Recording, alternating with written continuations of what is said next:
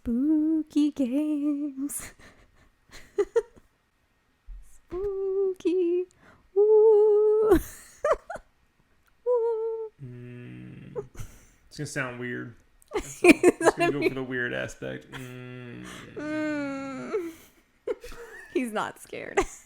You're more scared of that than spooky. Spooky. Ooh. Spooky games. Spooky games. We played some spooky games. We did. Starting with Friday the 13th. Ooh, spooky. Friday the 13th. Which, in case you guys don't know, a little background. Real fast. I know, not going to get into an old man story.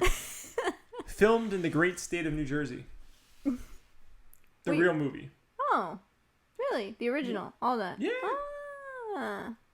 The lake where they filmed the movie at? Camp Crystal Lake. Wow. Yeah, it's in New Jersey. Go visit.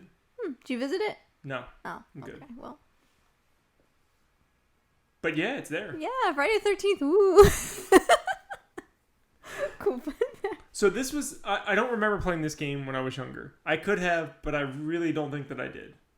You have never played this game before. Never. I would never buy a game like this, and I don't think my mom would ever buy a game like this for me. I probably could have convinced my parents. I got my parents to buy me Mortal Kombat. I think I could have got them to buy me Friday the 13th. What is the rating on Friday the 13th? There was no ratings back then. Oh, what? Ratings started around the era of Mortal Kombat / Night Trap. Oh, so Mortal Kombat caused this needing of ratings? Yeah. Them and Night Trap together, there was a whole, like... The government basically was like, we're going to regulate your shit if you don't regulate it yourselves. And then the video game industry was like, we'll take care of it ourselves. Yeah, Thank we you very can much. do that. We don't need you. So then the ESRB was created. But this was pre-ESRB, so there is no rating on this game. Okay. Yeah, I would never give this to my child. I mean, the opening intro starts out with a knife going through Jason's mask and then, like, blood coming out of it, I believe. Yeah, great start, though. Yeah. It's fucking awesome. It's really what great. A good start. Different. Especially on the NES, because, I mean, if you grew up during that time, that would have been like, holy shit, they just threw a knife through, through the mask. But then we start playing. Then you start playing, and they give you absolutely no direction whatsoever, which is kind of a classic NES thing to do. Games from that generation didn't tell you what to do because they were kind of short, so they were like, you just need to figure this shit out, and that made the game last longer. So the only direction was light the fireplaces. That's it. Right? They give you a little monologue.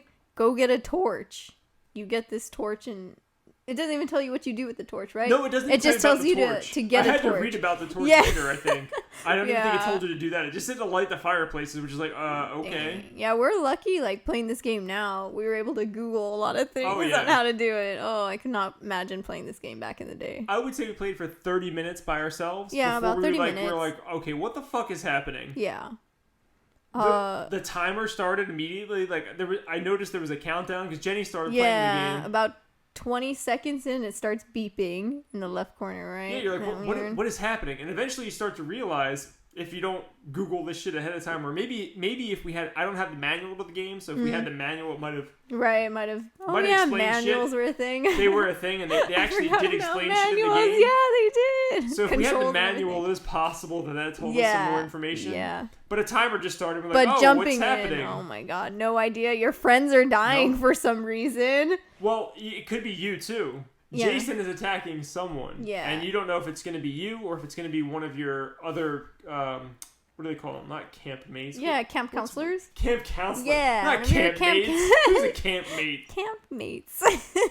Camp counselors. Somebody's getting fucked up by Jason. Yeah, you have a map with blinking cabins, but I don't think it helped us much. It didn't help me much. No, I think we've determined that a blinking cabin, which came up like right before I think Jason would attack. Yes. Was where Jason would attack, and it took us a while to figure that out too. Oh my god, it was so scary too.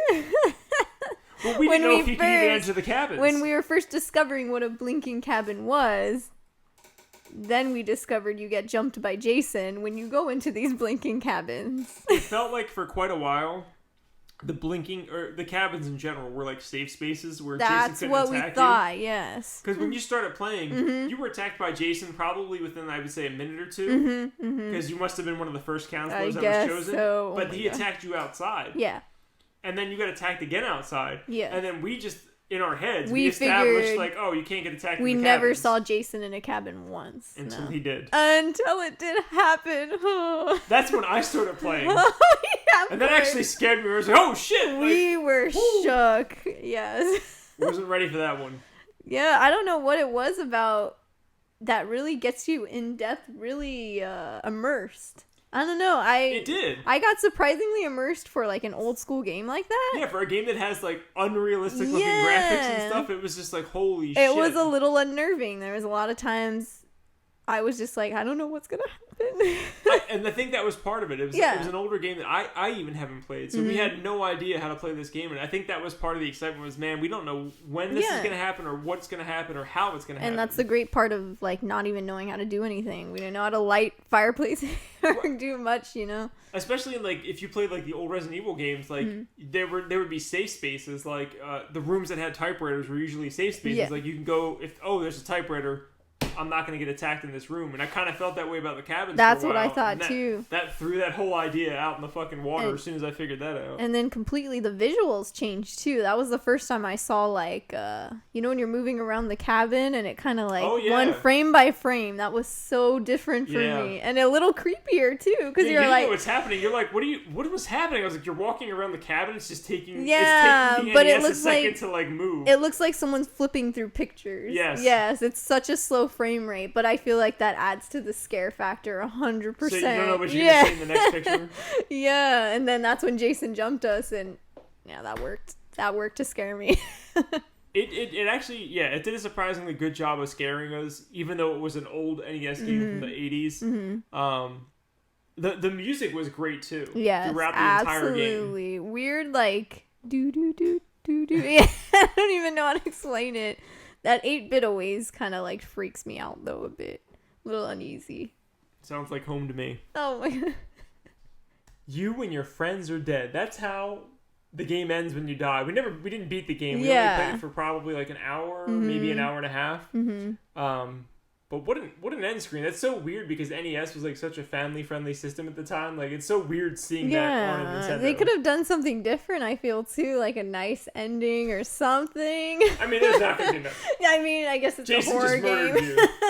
I mean, what more is there to it, I guess, but it was just so blunt and in your face. It's not like you died or like game over. It was like, no, you and your friends, you're all dead. Congratulations. Yeah. Try again. That's just how things were back then. They didn't give a shit. Yeah. So, do you think this game would hold up today? No. No? No. The biggest thing with it not holding up today is that, like, when there's a map screen, they would have to make adjustments to it. When you go to the map and you're like running to the left, but then you look at the map and you went to the right, there's like a whole bunch of weird shit where you never know which way you're going. Frustrating. You have to constantly look at your map to have any fucking clue in which direction you're going. It's like constant, like, okay, check the map.